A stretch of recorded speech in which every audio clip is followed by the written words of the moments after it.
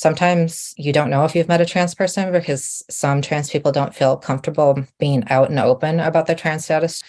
So a lot of what I've done with my writing and what little author platform I have is to be as open and public as possible about my own experiences being trans and non-binary. I'm hopeful that the more people see examples in media and representations in books of trans and non-binary people, the more they won't want to take away our rights. We're not that much different from anyone else.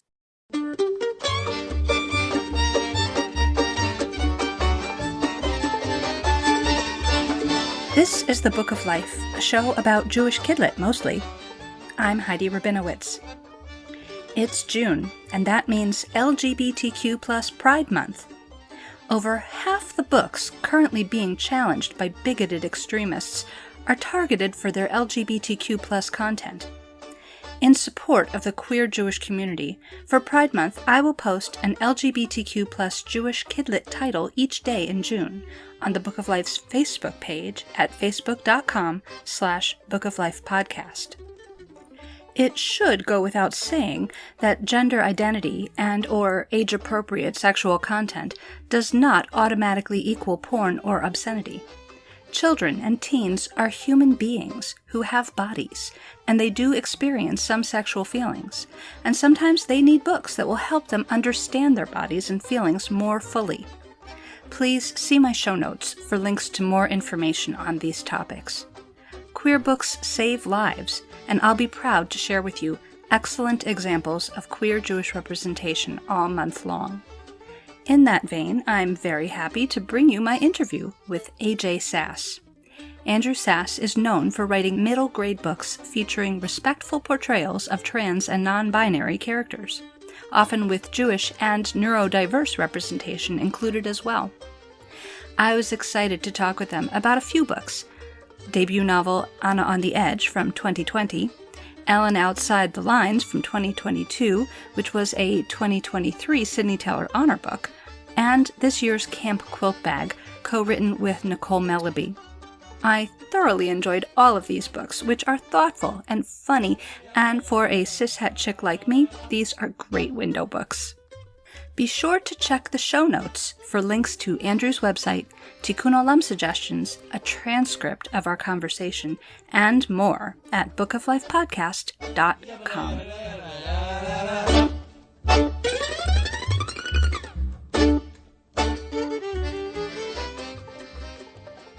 Andrew Sass, welcome to the Book of Life. Thank you for having me. Thank you for being here. I'm so happy to meet you. Andrew, where are we speaking to you from? I'm in Oakland, California right now, just across the bay from San Francisco. Is that where you're from originally? No, my family moved around a lot when I was a kid. I tend to say Minnesota is my home state, but I've also lived in Wisconsin and Upper Peninsula, Michigan, and Nebraska. And then I spent my middle school years down in Georgia. So I've been kind of all over the place. Oh, yeah. I've been in California for the past 15 years, though. Very nice. The hallmark of most of your writing is a respectful portrayal of trans and non-binary characters for middle grade readers. And you include Jewish representation frequently as well. So can you tell us a little bit about your journey to becoming the author that you are today? Sure. Well, I've been writing since I was a little kid, almost as long as I can remember. I think when I was about 6 or 7, my parents gave me a paper journal, and instead of writing down my thoughts, I was making up stories about my cat. And as I got older, high school, college, graduate school, I used creative writing as an outlet. But I never really considered trying to get anything published really until probably my early 30s. And in large part, that was because I didn't really see the types of stories that I wanted to write already on the market. I really wanted to write queer characters and contemporary Jewish characters, things like that. And I'm hopeful that they were out there when I was a kid and I just missed them, but I just didn't see it. So I didn't know that I could write it, basically. And it wasn't until I moved to San Francisco as an adult and started getting more involved in the queer community and realizing that I myself am queer and identify with being trans and embracing non-binary identity that I got really excited about the thought of wanting to try to write characters like this. Your debut novel, Anna on the Edge, is about a young Asian American Jewish figure skater who realizes they are non-binary when a princess-themed ice routine makes them surprisingly uncomfortable. So you have a figure skating background, right? I do, yeah. Can you tell us about that and how much of Anna's story is autobiographical? Sure. So I'm originally from the Midwest and Minnesota specifically. I feel like at a very young age, you are either putting on figure skates or hockey skates, and you're getting out there and skating either indoors or outdoors because it's cold 6 months out of the year. Started taking skating lessons when I was 7. Aside from writing, it was probably the one constant in my life as my family was moving around so often. As long as we moved someplace with an ice rink, I felt really good about figuring out the rest of the stuff that comes with having to change schools so often. To this day, I still skate, just not as much. And I'm also part of the US figure skating officials community as a figure skating judge. So, how much of Anna on the Edge is autobiographical? I would say not a whole lot in terms of the external plot. Anna grew up in the San Francisco Bay Area in a very inclusive environment. I was more in conservative small towns when I was growing up. Anna learns that she's non-binary by Googling on the internet when she's 12. And I don't think the term non-binary even existed when I was 12, or at least it wasn't in wide use at the time. So a lot of what I wrote about an Anna on the Edge was kind of writing a story for my younger self that I would have liked to have read when I was 12. I would have really loved to have vocabulary to describe how I was feeling. And a lot of it was also trying to figure out, well, if I had known that I was non-binary when I was 12, how would I have navigated this very gendered space within the world of figure skating? So it was sort of a hypothetical challenge to myself to write this book about how I would have proceeded. There are autobiographical Easter eggs. Like there's a secondary character named Tamar who's on a synchronized skating team and they're skating to La La Land, which is the music that my synchro team skated at nationals when we placed second when I was an adult. Is there any video online of you doing figure skating? I have an Instagram account. Occasionally I'll throw some videos up there. I wish I was videoing more when I was a better jumper because I think jumps are always really impressive to see online, but I occasionally post like spins and jumps, and I'm still actively trying to get through my ice dance pattern tests. I've got one level left, so sometimes I post video of my coach and me doing the patterns and the ice dance online. All right, very cool. I'm going to look for that. Okay.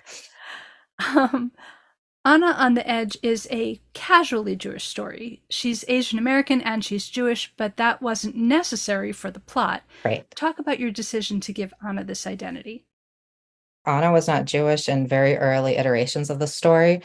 I've seen interviews online with authors of various identities who kind of went through the same revision journey that I did. The secondary character in Anna on the Edge and her family, Tamar, were always Jewish, but Anna wasn't. After I signed with my literary agent and she read through it to give me feedback, one of her comments was, well, why didn't you make Anna Jewish? At first, I was like, well, I don't want to complicate things. This is a coming out story.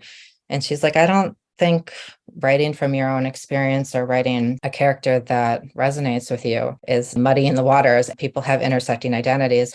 She gently convinced me to consider making Anna Jewish. And like you mentioned, the representation is very casual. It's not a main focus of the story, neither is Anna's Chinese American identity.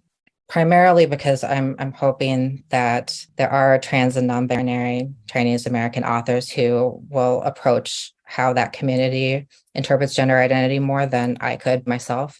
I specifically wanted to make Anna Asian American because I wanted to reflect the diversity in the Bay Area rinks that I see, which is a little bit different than growing up in Iowa and Minnesota and stuff at the rinks that I was skating at.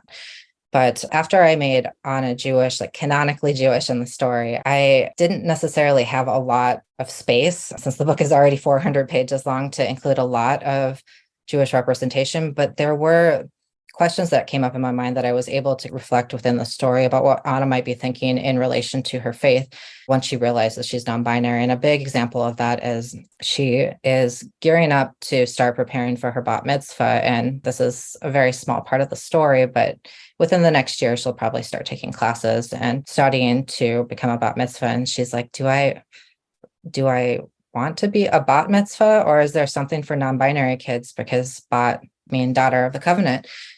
She's just not sure if that's the right terminology and the right path for her. And it's a small question, but it's something that I hope readers will think about it more. hopefully, if they're active in their own faith communities, they can make the space more inclusive for kids who might be in the same situation as Anna. Your 2022 book, Ellen Outside the Lines, was a Sydney Taylor Honor Book. So please tell us about Ellen Outside the Lines and what was your inspiration for this book? So, Ellen Outside the Lines follows 13-year-old Ellen Katz, who is autistic, and she is trying to reconnect with her best and only friend Laurel on a school class trip to Barcelona, Spain during the summer between seventh and eighth grade.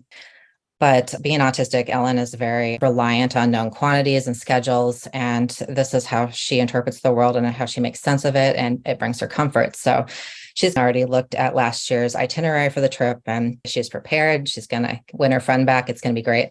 And from the moment she gets to the airport, everything just kind of falls apart, basically, from her Spanish teacher saying that the itinerary is changing from field trips and lectures to a scavenger hunt format to meeting a new classmate named Isa who uses they and them pronouns.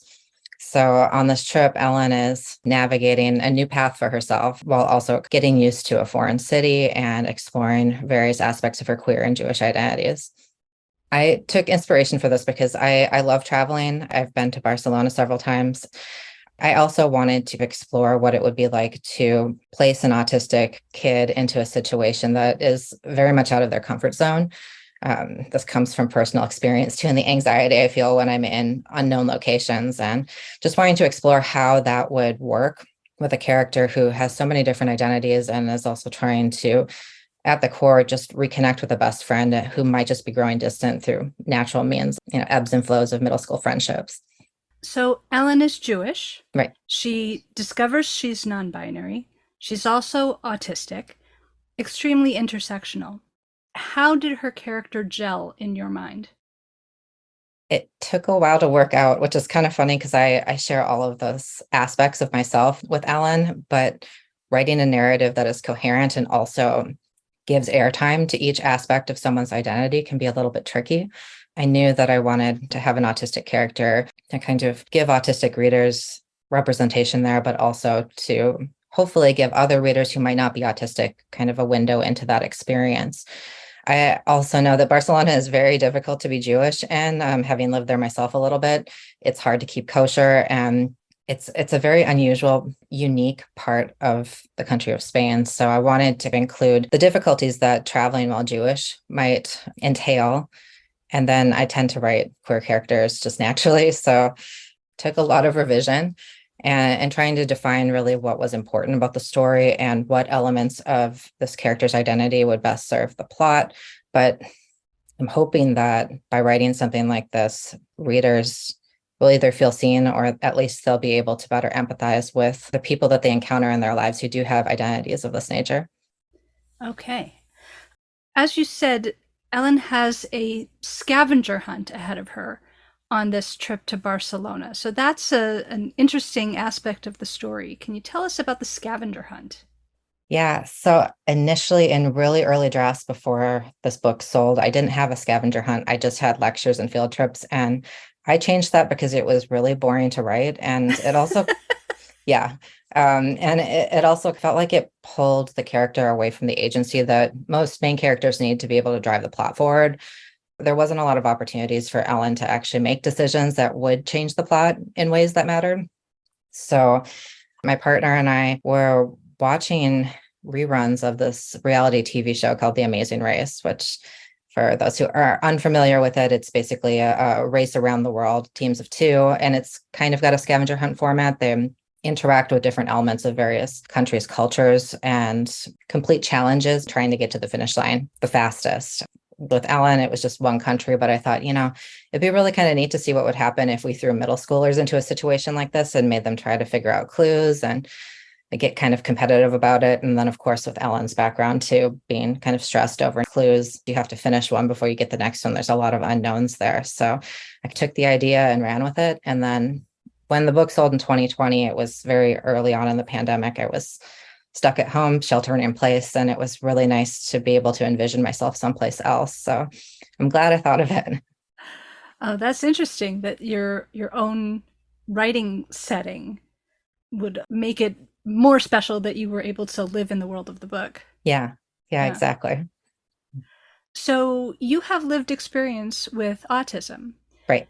So did you still need to do research about autism? Yeah, to an extent. So Ellen knows she's autistic. She has a diagnosis when she's younger. She has family support and a therapist that she sees fairly regularly, both privately and as a family with her parents. I was not diagnosed until I was an adult. So a lot of the stuff that I had to research was how support systems are set up for teenage kids who have a diagnosis on the neurodiversity spectrum. I didn't have an IEP, which is an individualized education program in school like Ellen does. I didn't even know what it was when I set out to write this book. So I reached out to a lot of friends who are educators and did a lot of Googling and watching of YouTube video interviews and stuff just to see how autism is treated in the school system and what kind of supports are in place for people who are autistic. When I was a kid, I was, of course, autistic, but I didn't know that I was. So a lot of the things that I struggled with in terms of maintaining friendships, I didn't know why I was struggling socially with things like that. Whereas Ellen might not know all the reasons why the friendship that she's trying to regain is kind of failing, but at least she has the tools and the vocabulary to understand that she might react to things differently than a neurotypical classmate might. She can take a beat and be like, oh, okay, maybe this isn't quote unquote normal for them, but this is my normal. I also had to work with my editor because a lot of the things that I would write that felt very normal and natural to me were things that she said might be confusing to neurotypical readers. That was one of the large challenges for me.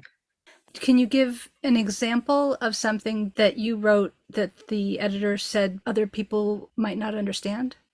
Sure. And I should preface this by just saying that, Ellen's experience with autism is her own, just like mine is my own. Once you've met like one autistic person, you've literally just learned about one experience with autism. Everyone's a little bit different. But for me, especially growing up, I had very rigid black and white thinking.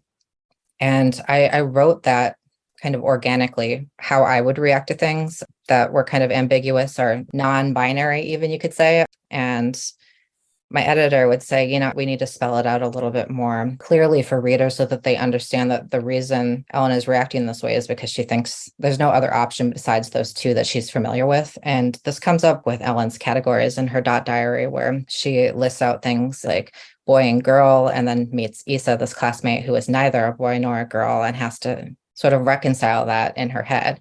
Other things like kosher and treif and parv and stuff like that, those are all categories for Ellen that didn't exist initially. I just had written the book with the implicit understanding that this is how Ellen thought. So it was a lot of that type of thinking through, like, how can we make this feel like an organic narrative and not an autistic person telling readers, here is how I experienced the world, and not just an aside or something that pulls people out of the actual plot and story. Good. Well, you did a good job with it. Thank you. Yeah. So, to go to another research related question, Mhm. how did you choose the Barcelona setting for the story? You mentioned that you've lived in Barcelona for a while, but did you still need to do additional research about that location?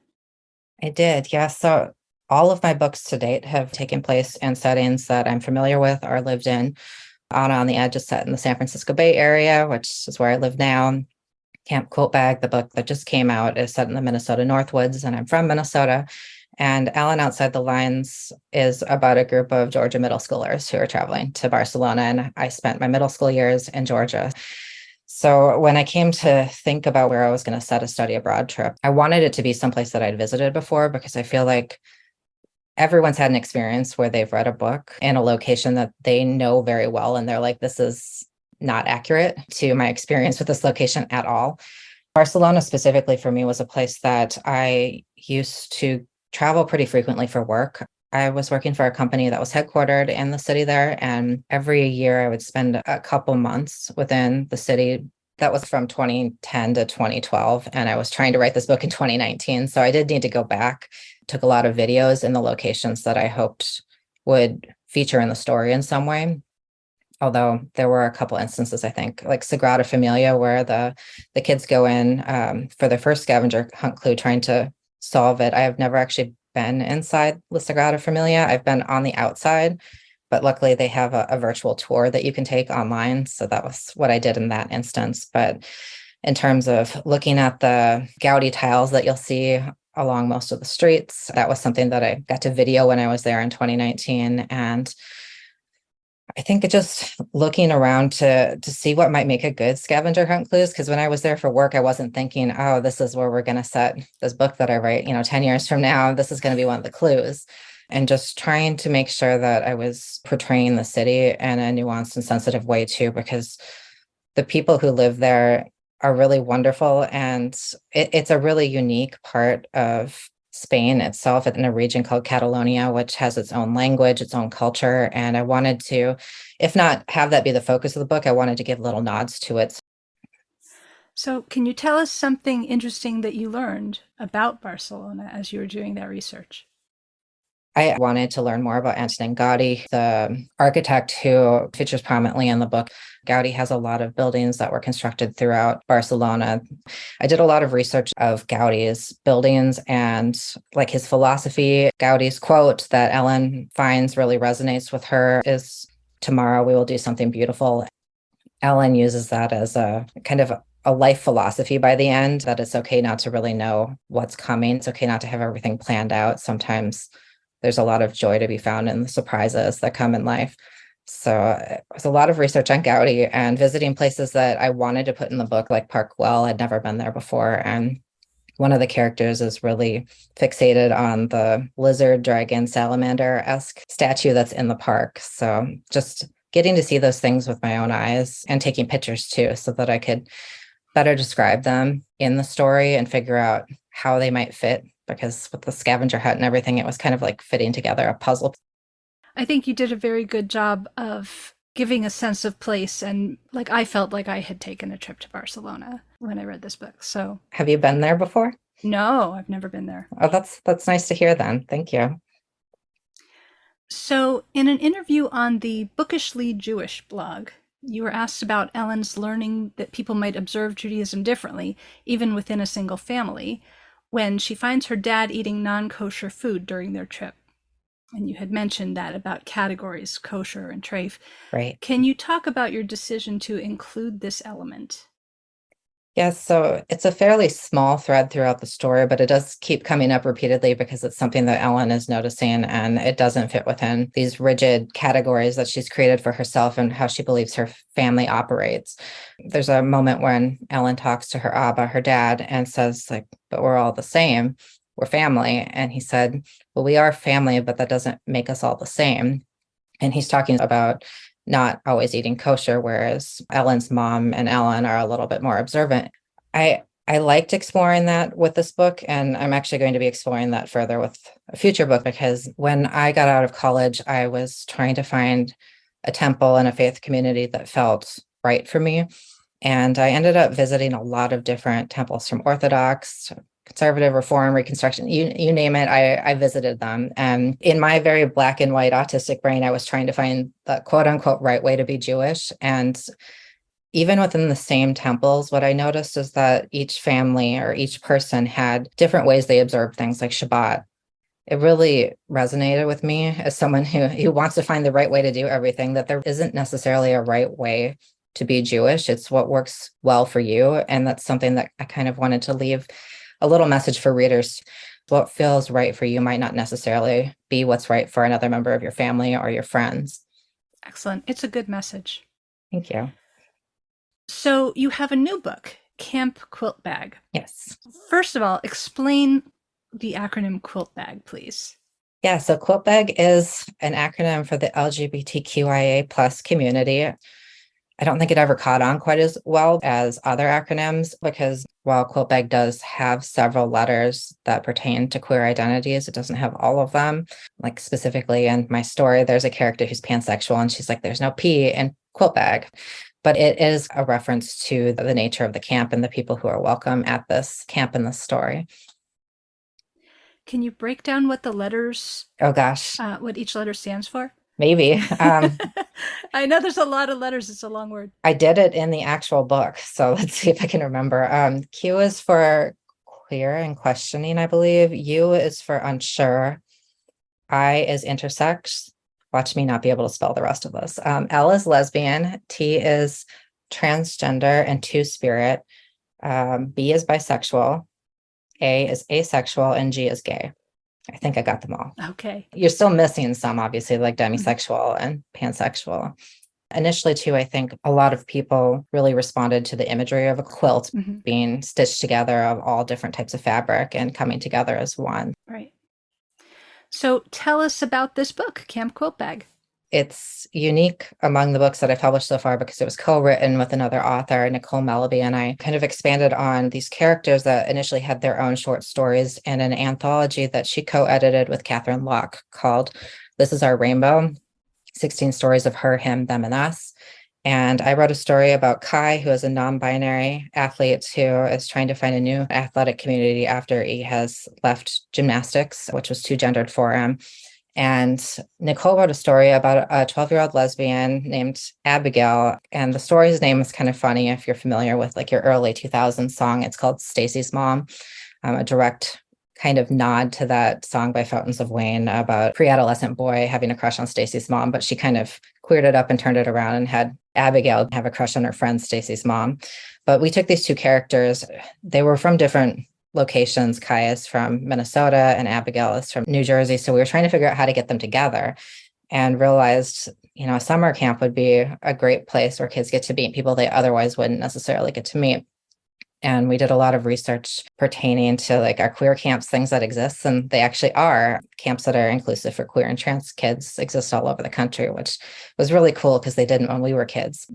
The story is a dual perspective story between Kai and Abigail. They're both attending the camp for very different reasons. And once they get there, they meet each other and form a pact to help one another navigate the space at camp, navigate crushes. And there's a camp-wide competition that pits cabin against cabin. So it's very much like an older sibling, younger sibling relationship between these two characters. And of course, lots of camp antics because everyone gets up to everything in camp and it can be quite dramatic because it's tweens. Tell us about the Jewish representation in this book. So Kai is from an interfaith family. Her mom is Reformed Jewish and her dad is Lutheran. Kai's background is basically just kind of hopping between church and temple whenever family members have important events there. So he doesn't have a lot of background understanding of our Jewish heritage. But one of the campers named Oren is from a traditionally practicing Jewish family. Oren wears a kippah and is more observant than Kai and Kai's family. And through Oren, Kai gets to learn a little bit more about how Judaism approaches queerness, or at least some branches of Judaism do, and ends up getting a crush on Oren as well, which is part of the plot. There's also a really nice scene between Oren and Abigail, who's Catholic, about how Abigail is kind of surprised that Oren's community is accepting of him because Abigail doesn't feel very accepted at her Catholic school. And there's this conversation about how Oren's family is the catalyst behind this because there's so much support from Oren's family about him being queer that they found a faith community that is also queer and accepting. So yeah, it was a lot of fun to write. The Jewish component, again, is more casual representation than an Ellen Outside the Lines, but it's always been really important for me to give a nod to it because it's something I would have loved, again, to have seen when I was a kid that I didn't get to see quite as often, seeing contemporary portrayals of Jewish characters. Camp Quilt Bag is unusual in that basically almost all of the characters are queer in some way. Right. What is your message for parents who think that reading about queer identity, and especially it seems about gender identity, is somehow dangerous for their children? This is kind of a two-part answer for me. I would say that on the one hand, if your kid happens to be queer or trans or non-binary and you don't know yet, taking this type of representation away from them can be hurtful. It can feel isolating. It can feel like they have something to be ashamed about when they actually don't. And when I was a kid, not being able to have any books that I could show my parent. I mean, I feel like my parents would have been fairly accepting, if potentially a little confused, if I had said I was non-binary at 12. But I feel like having the representation in books would have been beneficial to me because I could have brought it to them and said, I'm like this. It's in a book. It's real, just like I am. And if your kids happen not to be LGBTQIA, books like this really teach and build empathy for people who are different than them.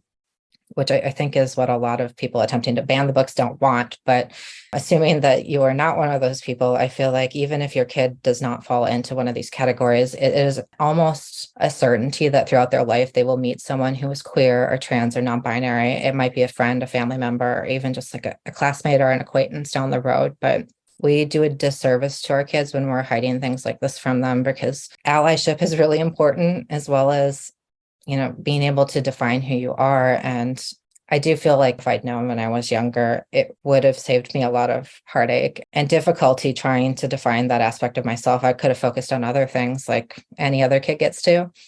So I don't think it helps anyone to hide this stuff from kids. And also, it's not inappropriate. I've seen that come up a lot. A lot of books that simply have queer content in it are marked as too mature, especially in middle school. And to that, I just say, if you're not going to mark a book about a straight crush as inappropriate for that age, why would you do it if the crush were gay, or if the people who had the crush happen to be non-binary? Right. And just to clarify, I mean, this is a very sweet book where people have crushes. Maybe there was a kiss at some point. But nothing else is going on No. here. So it's a very innocent, sweet book. So, yeah. Kind of just makes me more determined to keep writing these stories and these characters, because I feel like getting to read books from the perspective of queer characters is only going to build empathy. And I think a lot of people who are fearful of trans people have never met them. I feel like most people can say that they've met someone who is queer in other aspects, like gay or lesbian or bisexual, but sometimes you don't know if you've met a trans person, because some trans people don't feel comfortable being out and open about their trans status too. So a lot of what I've done with my writing and what little author platform I have is to be as open and public as possible about my own experiences being trans and non-binary, because my hope is that, you can't say you've never met a trans person if you've read my essays or you've heard me speak on a podcast or give an interview.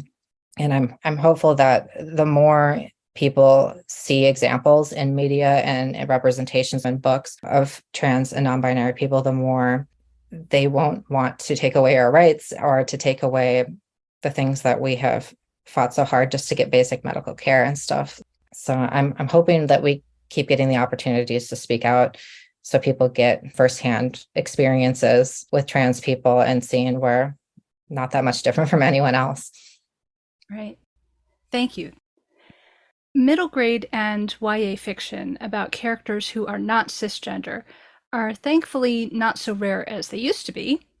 Besides your own, are there any others that you would like to recommend? And especially if there are any others that include Jewish content. So this one is so tricky, because when you try to get Jewish and queer characters together, particularly trans Jewish characters, it's harder for me to locate them, particularly in the middle grade space. And I'm hopeful that it's just I haven't read them yet and that they are out there. But I can give some examples of YA books that I've read recently that I really loved.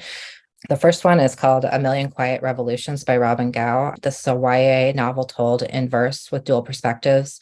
Two trans boys who fall in love, and one of them happens to be Jewish. It's lyrical and just a really lovely story.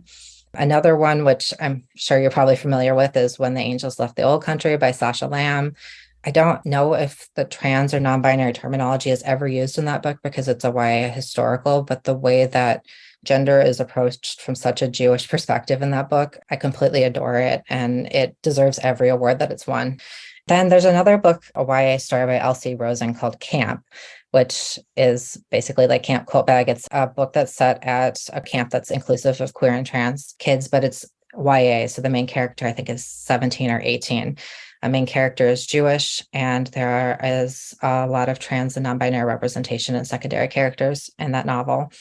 In terms of middle grade, I'm going to just offer some suggestions for books that have non-cisgender main characters in them. The first is The Best Liars in Riverview by Lynn Thompson, has a non-binary main character. And Lynn has also written a sophomore novel called The House That Whispers with a trans boy character in it. You cannot go wrong with anything that Kyle Lukoff has written. I believe Kyle is Jewish. Too Bright to See is the Newbery Honor Award-winning book that has a trans boy main character. And Kyle's also written Different Kinds of Fruit, which is middle grade. I would also recommend Moonflower by Case and Callender. And then if fantasy is more your thing, I would say Sir Callie and the Champions of Helston, which is by Esme Symes Smith, which was recently announced that on top of the sequel that's coming out later this year, that there'll be 2 more books in that series. And the main character is a non-binary knight. Oh, wow, a knight. Yes. And so those middle grade titles you named are not books with Jewish content. Correct. They're books with non-cisgender characters. Okay. Yes. Kyle Lukoff's books might have some Jewish content in them, but I don't know off the top of my head. Just as a heads up. Well, thank you for all those recommendations. I feel like Lillian Duncan is an example, but I haven't read it. Yes, Lillian Duncan by Donna Gebhardt. Duncan is Jewish, but Lily is the one who is trans. But it has both kinds of representation, and the Jewish content is very casual. Right. But it is in there. But it's important that it's there. Yeah. Yeah. An untapped market, I guess, Yes. at this point. All right. Well, so then it seems like you are the trendsetter, the first one making trans middle grade fiction with Jewish characters. So good job. Yeah. Hopefully it'll encourage other people to write it too then. Yeah. Yeah. So it's Tikkun Olam time. What action would you like to call listeners to take to help heal the world? I would hope that people would push back when they see attempts at banning books and attempts at censorship. It can be something as simple as looking at a list of banned books and buying them from your local indie bookstore, or checking them out from libraries that have them available to let librarians know that there is interest in them and there's support for them. You can write a letter to the editor of your local newspaper, reach out to your local representatives to let them know how you feel about book bans and censorship in your community. You can also go to your local library and school boards. A lot of the attempts to ban books are done at the local level, and there are often instances where people who are banning books don't even have kids in the school district. They haven't even read the titles that they're trying to get banned. They've basically Googled for specific terms that relate to identity. So having your voice heard at a school board meeting in opposition to people's attempts to ban books is also super helpful. Excellent. Thank you for those suggestions. Yeah. And I do want to point out that even that very simple suggestion you made of check the books out of the library, request them from your library, those make a bigger difference than you may realize, because libraries keep statistics Right. of how many books are checked out and which books are checked out and how popular that particular title is. And it helps their statistics if they know that those books are desired by their community. It's definitely a helpful thing to do. Yep, absolutely. And if the books that you want to read don't exist in your library system, usually most libraries are set up where you can request that they purchase them too. Right. And the requesting also goes into their statistics and record keeping to know that the community actually does want these titles, and that the loud voices of the people objecting to the titles are not speaking for the whole community. Right. So what are you working on next? Well, I have a handful of books that are coming out next year in 2024. The first of which, it's my next middle grade contemporary novel with Little Brown Books for young readers. I believe it's coming out in January at some point. It is called Just Shy of Ordinary. And it follows a 13-year-old Shy who is gender fluid and has been a longtime homeschooler who is struggling with anxiety after their mom loses their job as a result of the pandemic, and they end up having to move in with family friends.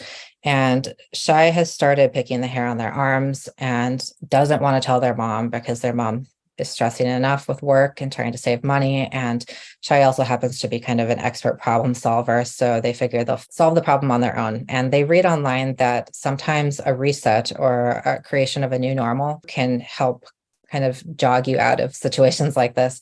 So Shy decides to convince their mom to let them attend public school in the fall. And the book starts with Shy learning that their academic evaluation has come back and has them put into ninth grade rather than eighth. So there's a whole thrown for a loop component there. And one of the first assignments that Shy gets in their honors English class, they decide to do on their Jewish heritage. which is something that they don't know a lot about. Their mom was raised Jewish, their grandparents attended temple, but Shai themselves was not raised Jewish. So there's an underlying component of trying to figure out how this fits in and how it relates to their own queer identity, and also living in a small town in the Wisconsin Northwoods, just as a fun, different setting. I also have a short story coming out in an anthology that focuses on the Passover Seder that is called On All Other Nights, and it's edited by Joshua S. Levy, Chris Barron, and Naomi Milliner, and is coming out from Abrams.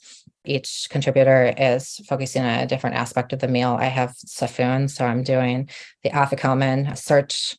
And then my debut picture book comes out in fall of 2024. It's called Shabbat Is ... and follows 3 characters who are all part of the same temple, but they all have different observance levels for Shabbat, and they all do different things to mark the occasion every week with their families. And it centers around a B'nai Mitzvah ceremony of one of their non-binary cousins at the end. So I could get the queer identity in there. I'm really looking forward to that. The illustrator is Noah Kellner, and I've seen a little bit of the character concept illustrations to start, and they're super cute. So I can't wait to share that with everyone next year. Well, I am really excited about all of those books. Me too. That's great. And it's interesting how you're expanding on some of the things you talked about. This is probably the first picture book I can think of that's going to explore the topic of different observance levels. Yeah. And also, I wanted to mention that Joshua S. Levy, one of the editors of your anthology, also is going to be a guest on the Book of Life this summer to talk about his novel, The Jake Show. That's wonderful. I'm so excited to read that one. It also has that component of feeling kind of stuck between different observance levels with the parents and the family, I think. So I'm really stoked to read it. That's true. It is very much about differing observance levels. It's kind of a central thing. Where can listeners learn more about you and your work? I have a website, sassnsf.com, which is short for Sass in San Francisco. And you can find me most places online at Matokah, Matokah, Instagram for cat pictures and skating videos and occasional book updates, Twitter, and sometimes TikTok. And then I'm also on Facebook at /author AJ. All right. Andrew Sass, thank you so much for speaking with me. Thank you so much for having me, Heidi. Yeah, I really appreciate the thought that you took for the questions that you asked me too. My pleasure. Hi, I'm Arthur Levine, the founder and publisher of Levine Querido. I'm looking forward to talking to you on the Book of Life podcast, coming up soon. I'd like to dedicate this episode to the fight against book banning.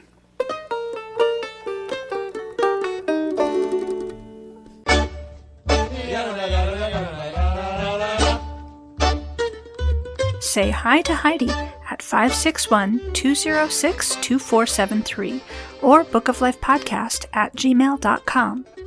Check out our Book of Life podcast Facebook page or our Facebook discussion group, Jewish Kidlit Mavens. We are occasionally on Twitter too at Book of Life Pod. Want to read the books featured on the show? Buy them through bookshop.org/shop/bookoflife to support the podcast and independent bookstores at the same time.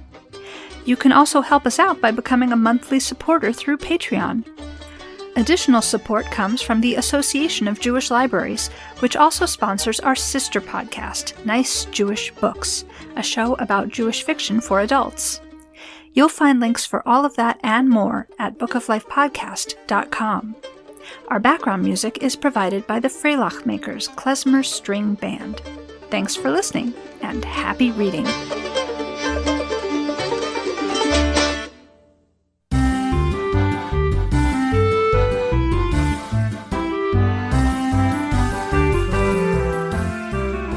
Teenage Casey is in trouble. So her parents decide to move her and their family from New Orleans back to Brooklyn to be closer to their Orthodox Jewish Syrian community. How will Casey's independent spirit fare in this new environment, and will she end up trapped in the marriage box? I'm Cheryl Stahl, Join me for a conversation with author Corey Ajmi as we talk about her latest novel, The Marriage Box. Find us at jewishlibraries.org/nicejewishbooks.